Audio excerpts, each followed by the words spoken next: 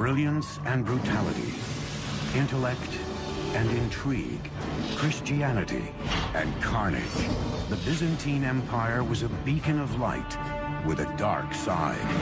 They called themselves Romanos, those who continued the traditions of the Roman Empire. Led by rulers who exercised absolute power and architects who pushed beyond Rome's engineering marvels, the Byzantines constructed the ancient world's longest aqueduct, virtually invincible city walls, and a colossal domed cathedral that defied the laws of nature. A church of unprecedented proportions grew up magically. But carrying on the Roman legacy came with a price. He blinded 14,000 men, leaving every 100th man with one eye. The Byzantine Empire was the dominant civilization during the Dark Ages. But after a millennium of rule, its engineering feats would betray them, as an ancient light was extinguished in the glare of modern warfare.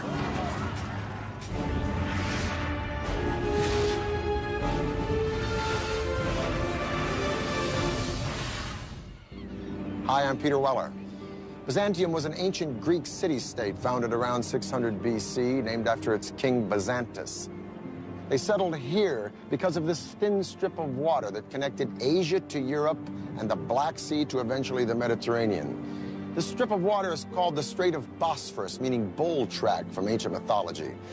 Byzantine today means scheming or old or devious. But during its 1100 years, the Byzantine Empire would not only be the savior to the Western world's profound heritage of law and literature, but it would put Christianity on the fast track, and along the way give us the artisans and builders and craftsmen who would eventually light up the Renaissance right into the 21st century. And all of this would happen under the auspices of a single emperor named Constantine, who of all of the fakers and charlatans that history has coughed up to steal the moniker the Great, Constantine really deserved it.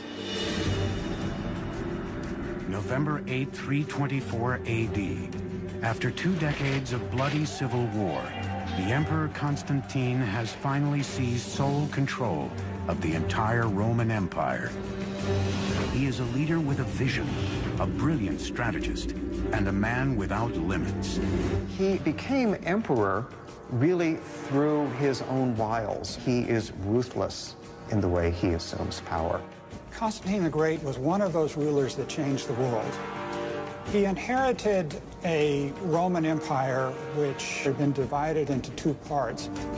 Constantine would reunite the vast empire, ruling over its western and eastern halves. He was a very astute politician, and he was faced with the problem of both administering and of managing this enormous realm.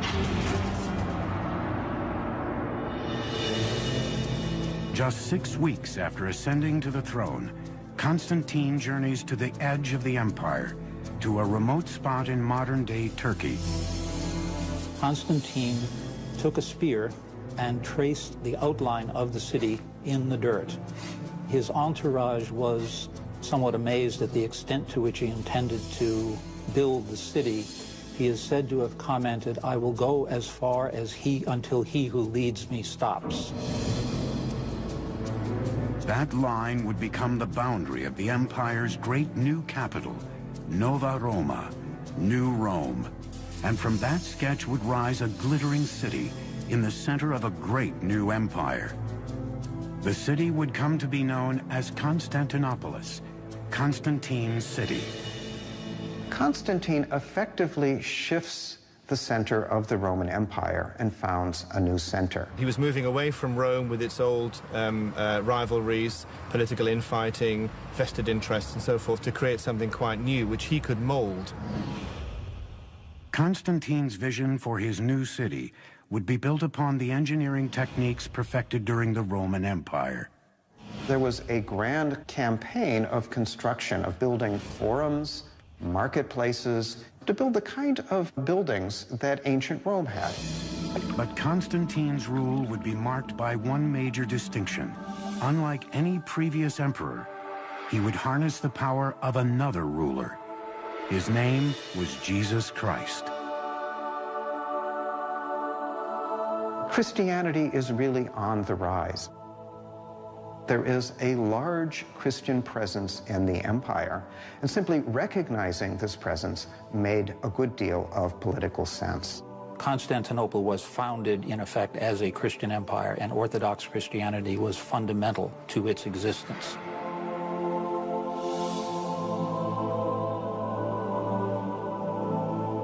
Now, we have to remember that even though Constantine was venerated by Christianity, he's still an emperor. In other words, a dictator who's not only killed his son, his stepson, but also his second wife, all on the same trip to Italy. So if the boy wants a city, he's going to get a city and not take no for an answer.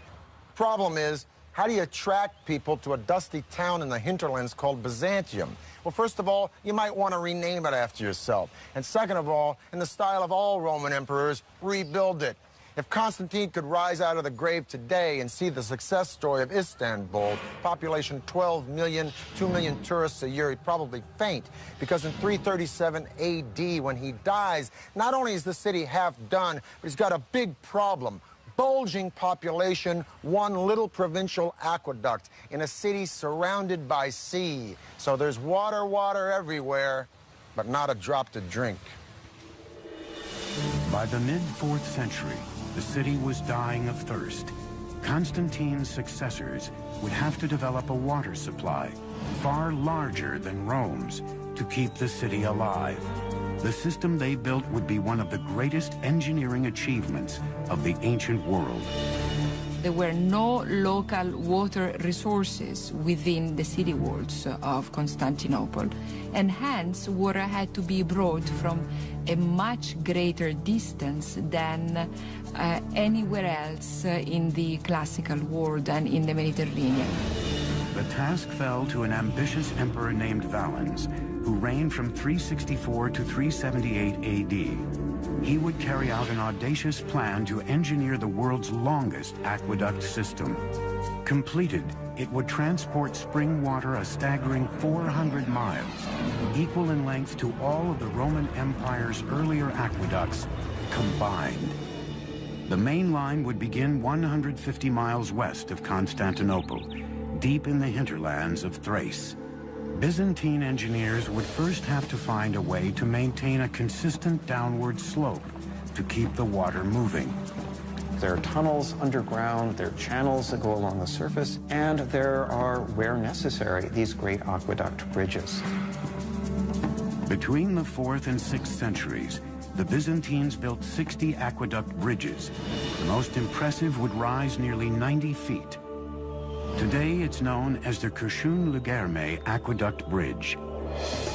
Builders first constructed giant stone piers or supports. Once the piers were raised, masons worked on massive arches. Wooden forms held the stones of each arch in place until the keystone could be positioned and the arch completed. Framework was then built on the next tier and the process repeated. Like the Romans, Byzantine masons adorned their bridges with religious carvings.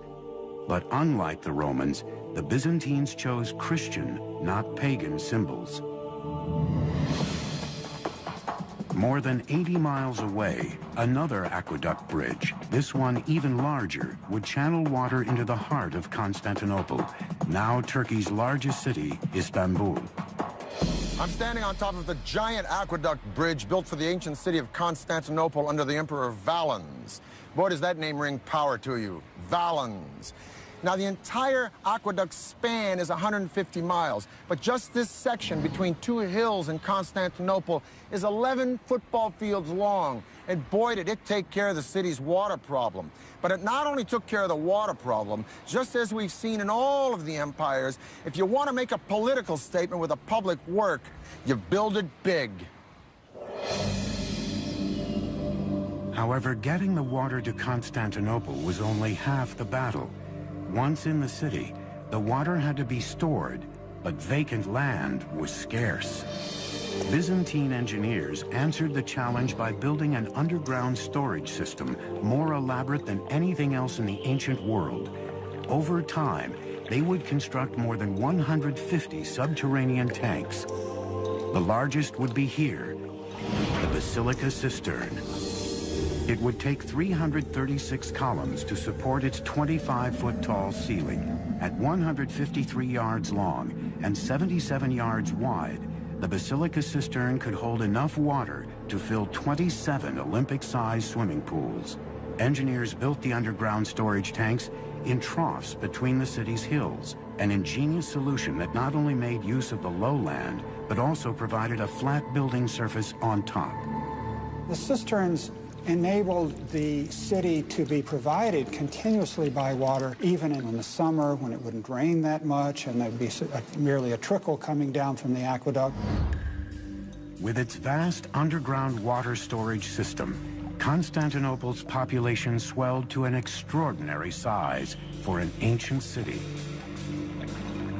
By the end of the 5th century, the population of Constantinople was approaching the 500,000 mark. No other city in Western Europe came even close. It was a city that was legendary, even for people who had never set foot in it.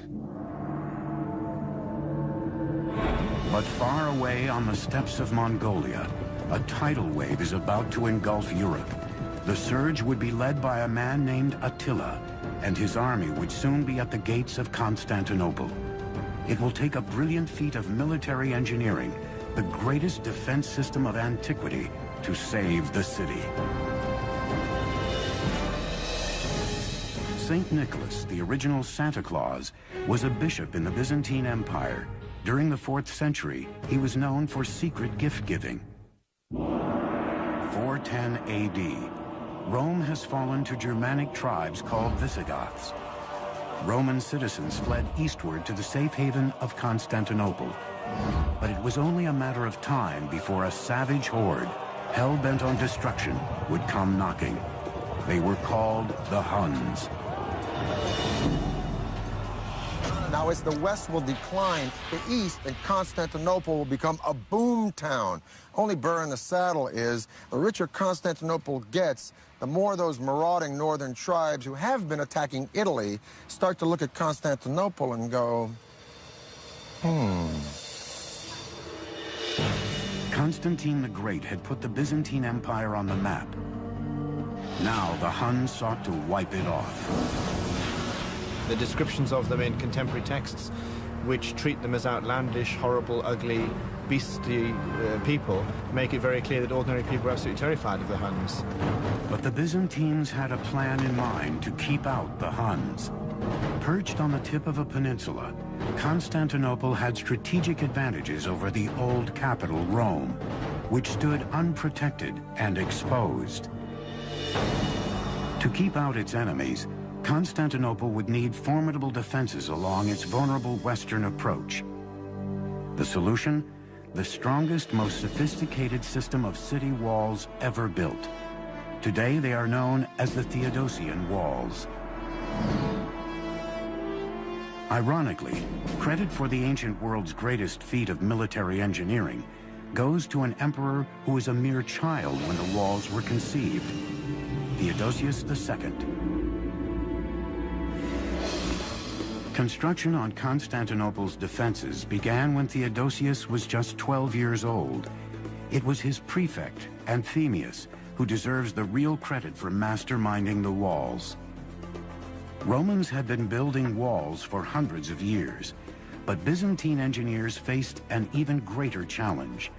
Constantinople sat on a fault, and earthquakes were a constant problem. But how to build something that would withstand a tremor? The answer? Limestone mortar. In the West, Romans used concrete, which created a mortar of stone-like hardness that is rigid once it sets. Lime mortar has a little bit of give to it, so that it will allow the buildings to settle without significant breakage.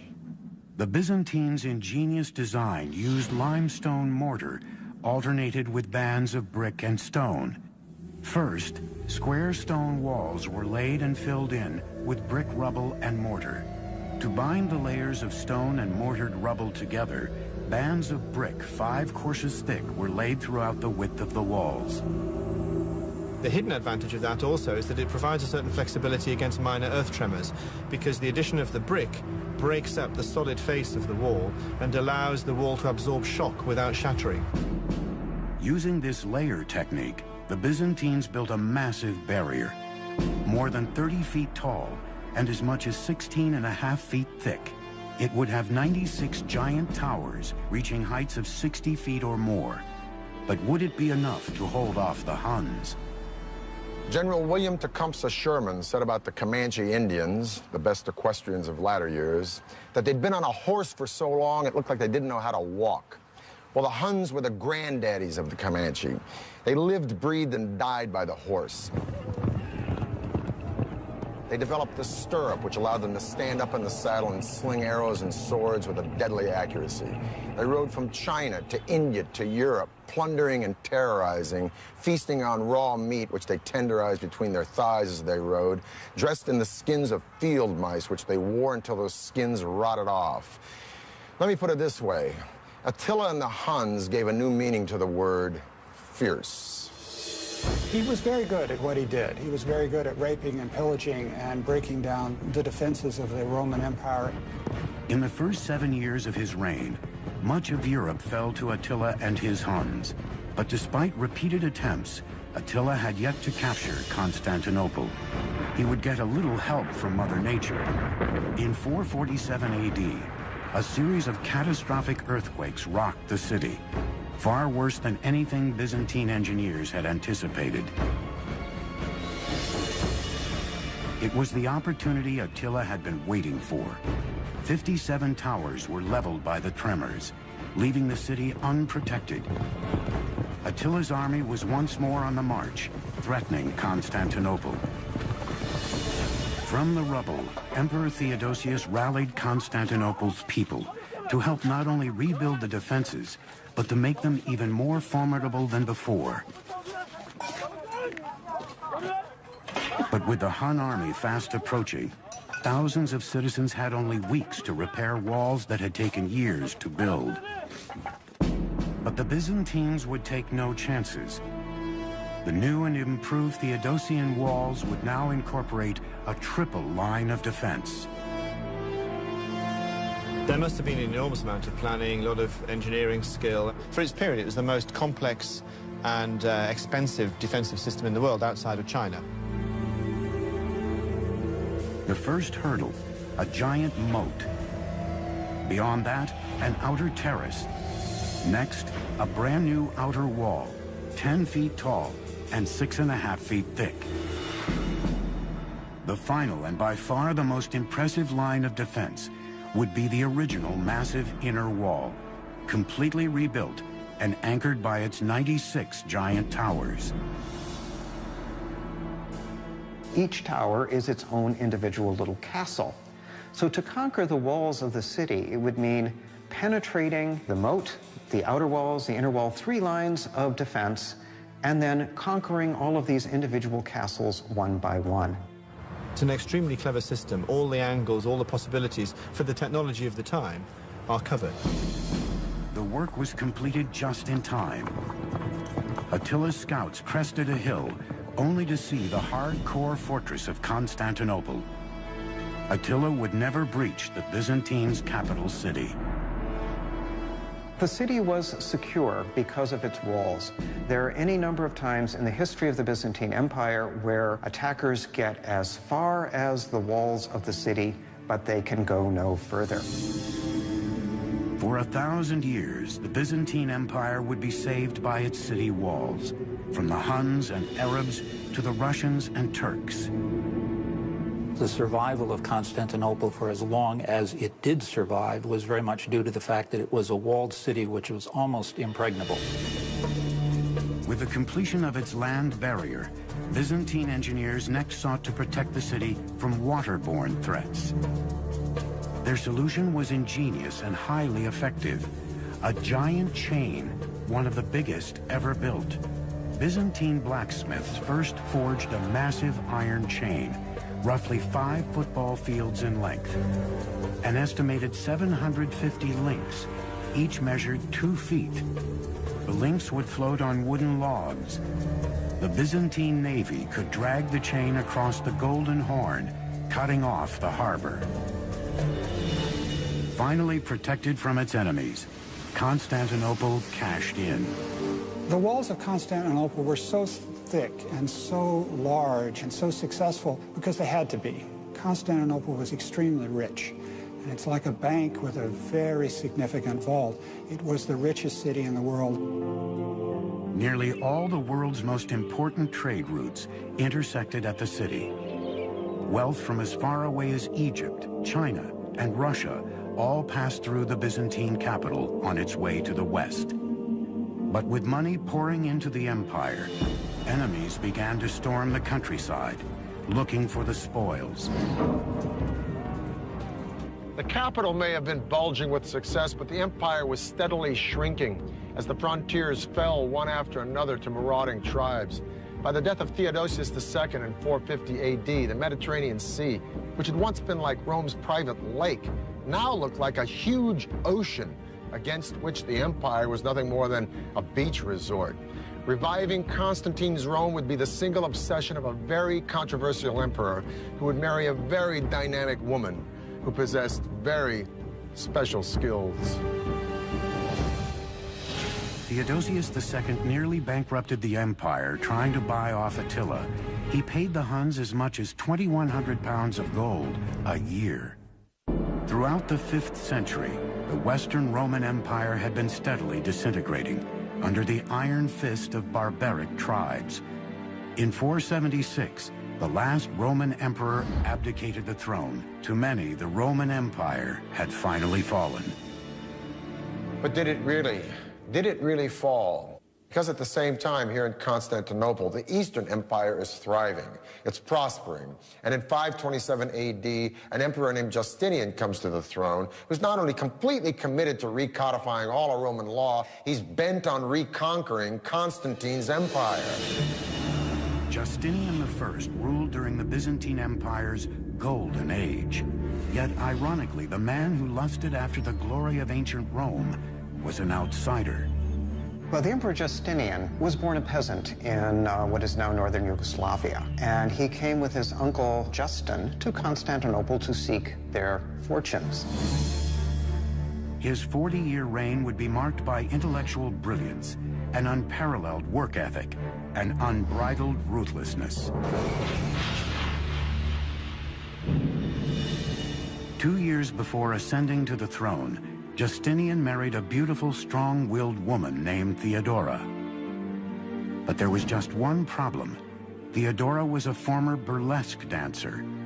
So to take her checkered past out of the equation, Justinian simply promoted her. The day he was crowned emperor, he named Theodora as his co-empress. Her ascension to power sent shockwaves through the Byzantine aristocracy. She was supposedly a prostitute hanging out around the hippodrome, involved in things like bear dancing. Not exactly sure what happens in bear dancing, but evidently it was not such a great thing. And she had a very active sex life. Together, Justinian and Theodora would rule the empire as equals. She must have been highly intelligent, and she must have been very wily, very successful at court politics. Justinian quickly realized that his legacy would be built on restoring the bygone glory of ancient Rome. He began by reclaiming Western territories that had been lost over the years. Back home in Constantinople, Justinian went on a construction spree.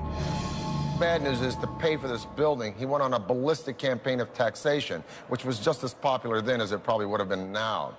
Along with the taxes, he tries to control or stamp out any form of pagan celebration, the study of the ancient philosophers at Athens, gambling, prostitution, adultery, homosexuality, any Christian that doesn't see it his way, and the Jews. He didn't have a lot of fans. But so what? He's an emperor. He's not listening to approval ratings. But you know what? He should have. As Justinian tightened his grip on the people, the city's resentment turned to rage. And unlike other civilizations, where the masses had no place to voice their anger, the Byzantines had their hippodrome. The hippodrome was the center of Constantinople's public life. Conceived as a stadium for chariot racing, It could hold as many as 100,000 people. Construction of the Hippodrome had taken place over centuries. It was a gigantic task incorporating every known building technique. Shaped like an enormous U and modeled after Rome's renowned Circus Maximus, Constantinople's Hippodrome was nearly a third of a mile long and wider than a modern-day football field. But the site its architects had chosen sloped severely to the south. And there they built vaulted substructures. As is common in ancient Rome, vaulted substructures to create a level platform. Freemen and masons were brought in from around the Mediterranean. Their first task, to build the substructure's arched wall 4 stories tall. The arches created a gallery for shops and cafes. Above the substructure, 2 tiers of columns and more than 30 stone rows surrounded the sand-covered racing track. Like all Byzantine emperors before him, Justinian sat in an imperial box called the Kathisma, giving the Byzantines a rare glimpse of their ruler. It was a combination of sports stadium, public spectacle stadium, imperial propaganda, pulpit, all those things. It could seat huge numbers of people. Huge bets were wagered by fans of the various teams, the blues, greens, reds, and whites. They were like political factions in our world, and so disputes over soccer results as today, or disputes over chariot races, could take on a significant political dimension in Byzantium. The Hippodrome was one of the architectural glories of Constantinople. But in 532 AD, it would also become the site of one of the most brutal acts of an emperor against his people. One day in early January, Justinian, by now wildly unpopular, thanks to his harsh policies and heavy taxes, appeared before a raucous crowd at the Hippodrome. All of a sudden they came together, and they came together against the emperor. The ceremonial political center of the empire was right there, and you had tens of thousands of people opposed to the emperor right at the core of the empire. The blues and the greens weren't like the Jets and the Sharks. They were factions that ran all the way from street thugs right up the political animal to the aristocracy. So when thousands and thousands of both blues and greens stormed the Hippodrome screaming, "Nika, Nika, win, win," against these horrible taxes, it would have been like both Republicans and Democrats storming the Super Bowl screaming about the same thing, which may not be a bad idea. The sad news is it turned into a riot, and the riot turned into mayhem, and a week later, a third of the city lay in ashes. Justinian was so scared he was about to pack his bags and split. But thank goodness for a strong woman. He was all prepared to get on a ship and clear off to the Asian side of the Bosphorus, but the Empress Theodora, who started life as an actress-stroke-prostitute, said, "I've got this far, I'm not giving up now, you know, stay and fight." So he did. Theodora's words convinced Justinian, and his response would be calculated and horrifying. He dispatched his generals to gather a force and march to the Hippodrome. The conclusion of the Nicaea riot is one of these events of biblical proportion. Justinian calls the rebels to meet in the Hippodrome, suggesting that he may compromise with them. But in fact, he gets them into the Hippodrome, closes the gates, and they are massacred by the imperial troops. Within minutes, all the rebels within its walls had been systematically slaughtered. The center of Constantinople's public life had become the killing grounds for an estimated 30,000 people. He was an approachable and gentle man who could, with a quiet voice, order the murder of thousands of people. The capital lay in ruins, but in the ashes, Justinian spied opportunity. Now, he would re-engineer an everlasting legacy in the name of absolute power, his own. From the ruins of Constantinople would rise one of the world's most magnificent churches that would become the center for a new religion and a monument to Byzantine engineering. Legend says that a Byzantine princess who married an Italian nobleman in the 11th century introduced the table fork to Europe. 532 AD.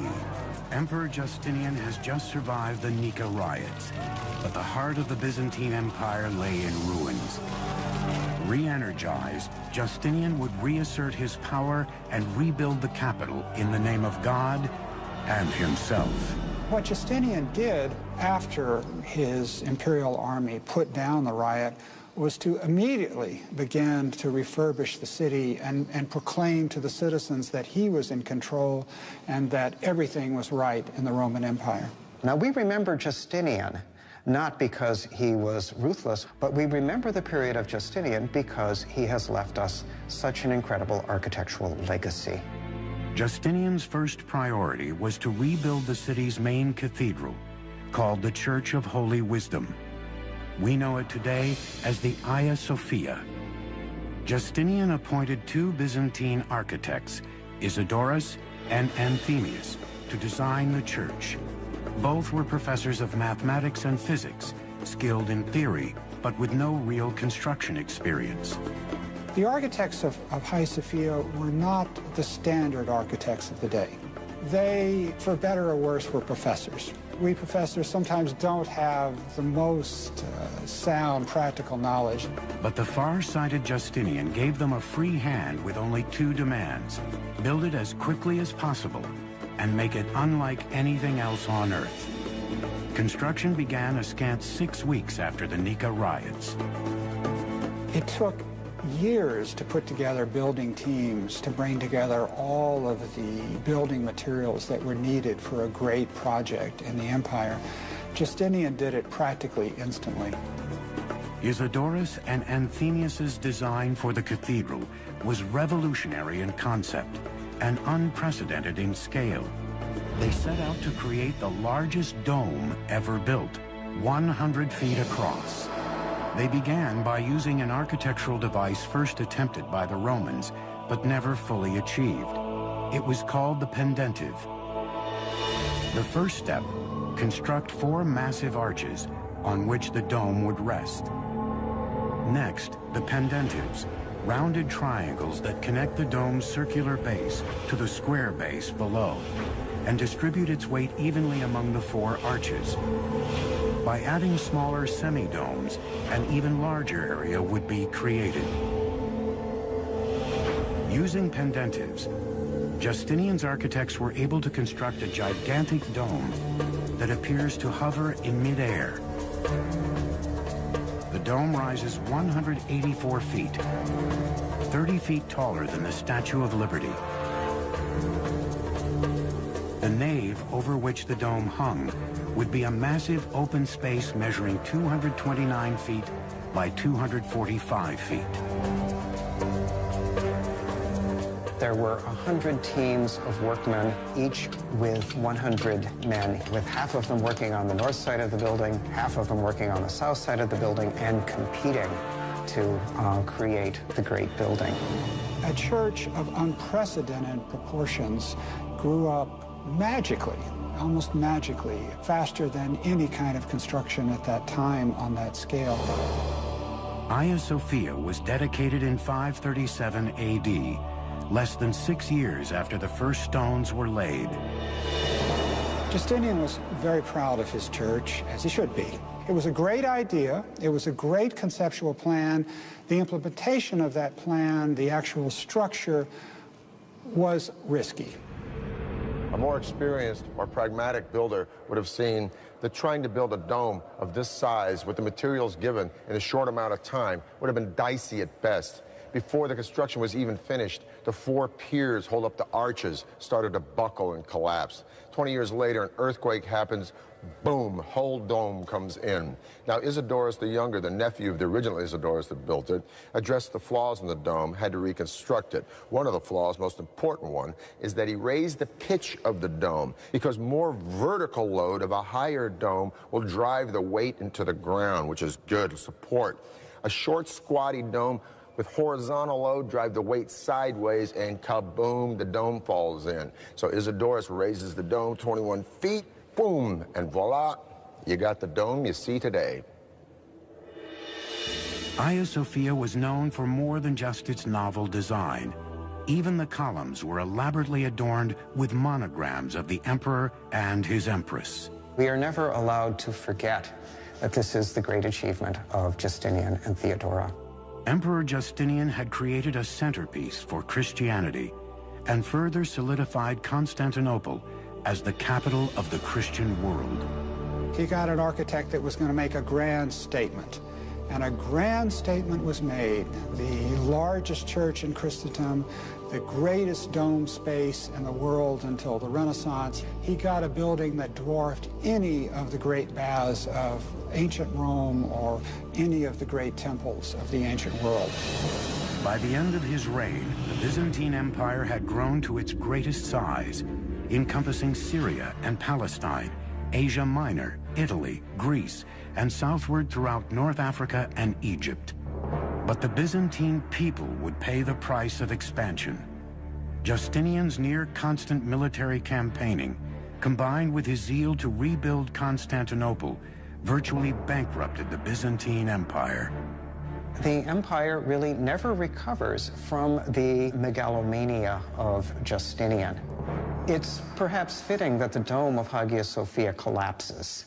It's as if Justinian, as he is overextending the political boundaries of the empire, he's also overextending the architecture as well.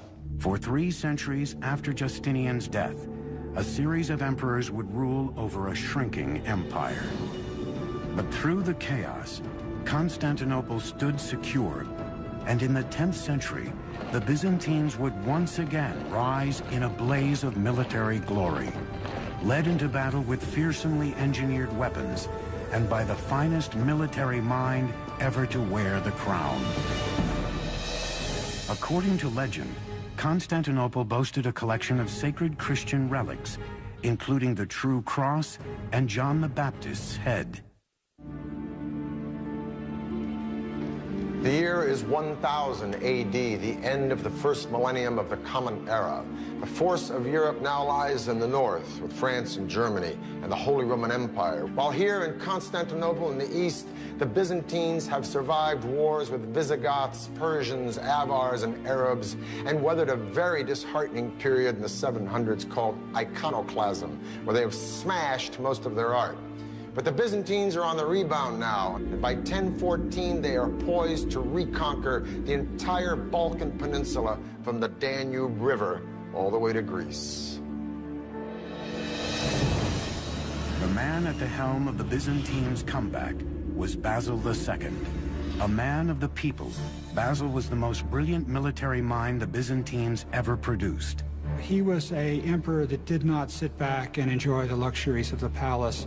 He went out campaigning every season, leading the Byzantine armies against the foes. He was seen to be a soldier's emperor, but there's no doubt he ranks as a highly competent, very able, very intelligent, very versatile military leader, as well as a good ruler. Basil's greatest enemy was Tsar Samuel, who ruled Bulgaria, a Slavic kingdom vying for control of the Balkan Peninsula.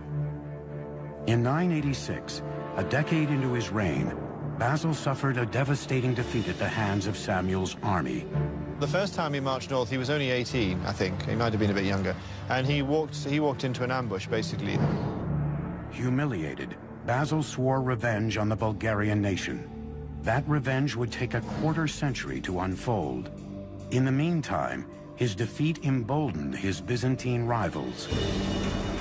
After crushing a series of revolts within his empire, Basil turned his attentions outward to restoring lost imperial lands. Determined to regain Byzantine's glory, he had ordered his engineers to design a new model of a deadly siege weapon, the trebuchet. The trebuchet's design was based on simple principles. Using ropes, operators cocked a wooden arm outfitted with a sling and stone. The front and sides of the wooden frame were covered in fresh animal skins to protect it from flaming arrows. You'd have your axle and your pivoting sling because of the disparity between the short end on one side of the axle and the long end on the other, you'd maximize the velocity in the swing. So you could throw substantial weights considerable distances. But Basil II did nothing by half measures. The trebuchet his engineers designed could hurl stones weighing more than 400 pounds and took a staggering force to operate, 400 men. With the world's finest troops and largest siege craft, the Byzantine army was unstoppable. And after years on the battlefield, Basil had developed a creed of ferocity and discipline among his men. He has a reputation of being harsh but fair, and of course, if the soldiers believe in their leader, they'll fight better and more effectively. He forbade anyone from breaking ranks and lectured them on the need for readiness at all times. His force could move with lightning speed across all types of terrain. Finally, in the year 1001, Basil decided it was time to head back to Bulgaria and clean up unfinished business. He then turns his attention back to Bulgaria and spends the next 15 years basically solidly campaigning year on year on year, gradually destroying the Bulgars' infrastructure, ravaging the countryside, destroying the economy. Tsar Samuel would soon realize the scope of Basil's fury. Samuel had been the only man to beat Basil in battle, and for that distinction he would pay dearly. On July 29th in the year 1014, Basil launched a surprise attack, conquering the Bulgarian army, capturing 14,000 men. His revenge would be brutal. He blinded all of them, leaving every 100th man with one eye to lead the rest back to Bulgaria. When Samuel saw his ragged and mutilated army, he collapsed, and 2 days later he died. It's one thing to execute all of these people. It's another thing to send them back to the country where their countrymen in some ways have to take care of all these people. So they become a kind of permanent liability to the society. The cruel victory earned the emperor control of the Balkans and the moniker Basil the Bulgar Slayer.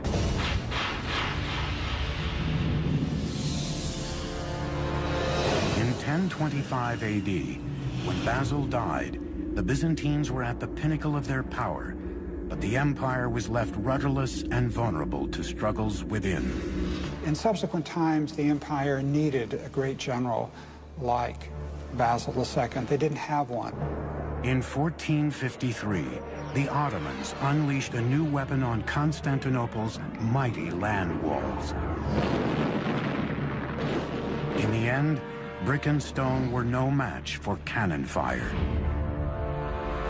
Gunpowder and cannon changed the rules of war. Byzantium, Constantinople was built for a system of fighting that was obsolete by the 15th century.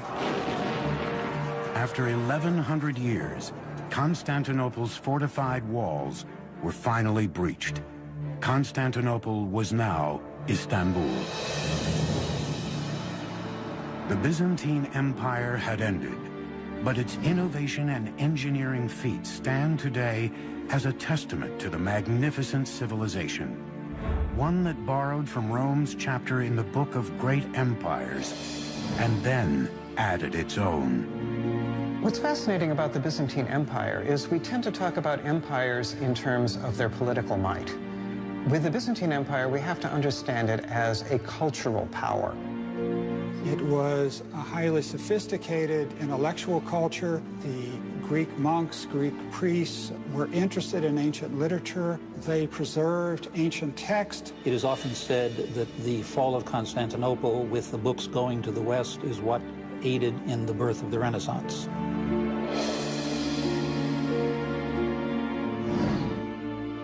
Constantinople had built magnificently. It catapulted Christianity into the world. They'd shaped the Western world's laws. They preserved the heritage of knowledge from antiquity. But the Byzantine Empire was gone for good. For the History Channel, I'm Peter Weller. Byzantium was an ancient Greek city-state founded around 600 BC, named after its king Byzantus. They settled here because of this thin strip of water that connected Asia to Europe and the Black Sea to eventually the Mediterranean. This strip of water is called the Strait of Bosphorus, meaning bull track from ancient mythology. Byzantine today means scheming or old or devious. But during its 1100 years, the Byzantine Empire would not only be the savior to the Western world's profound heritage of law and literature, but it would put Christianity on the fast track, and along the way give us the artisans and builders and craftsmen who would eventually light up the Renaissance right into the 21st century. And all of this would happen under the auspices of a single emperor named Constantine, who of all of the fakers and charlatans that history has coughed up to steal the moniker the Great, Constantine really deserved it. November 8, 324 AD. After 2 decades of bloody civil war, the Emperor Constantine has finally seized sole control of the entire Roman Empire. He is a leader with a vision, a brilliant strategist, and a man without limits. And from that sketch would rise a glittering city in the center of a great new empire. The city would come to be known as Constantinopolis, Constantine's city. Constantine effectively shifts the center of the Roman Empire and founds a new center. He was moving away from Rome with its old rivalries, political infighting, vested interests and so forth, to create something quite new, which he could mold. Constantine's vision for his new city would be built upon the engineering techniques perfected during the Roman Empire. There was a grand campaign of construction, of building forums, marketplaces, to build the kind of buildings that ancient Rome had. But Constantine's rule would be marked by one major distinction. Unlike any previous emperor, he would harness the power of another ruler. His name was Jesus Christ. Christianity is really on the rise. There is a large Christian presence in the empire, and simply recognizing this presence made a good deal of political sense. Constantinople was founded, in effect, as a Christian empire. Brilliance and brutality, intellect and intrigue, Christianity and carnage. The Byzantine Empire was a beacon of light with a dark side. They called themselves Romanos, those who continued the traditions of the Roman Empire. Led by rulers who exercised absolute power and architects who pushed beyond Rome's engineering marvels, the Byzantines constructed the ancient world's longest aqueduct, virtually invincible city walls, and a colossal domed cathedral that defied the laws of nature. A church of unprecedented proportions grew up magically.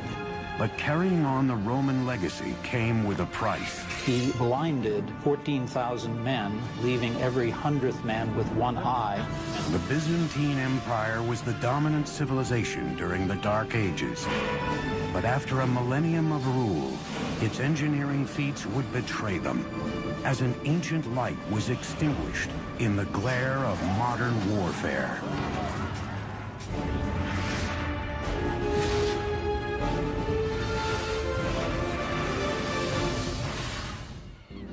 Hi, I'm Peter White. And Orthodox Christianity was fundamental to its existence.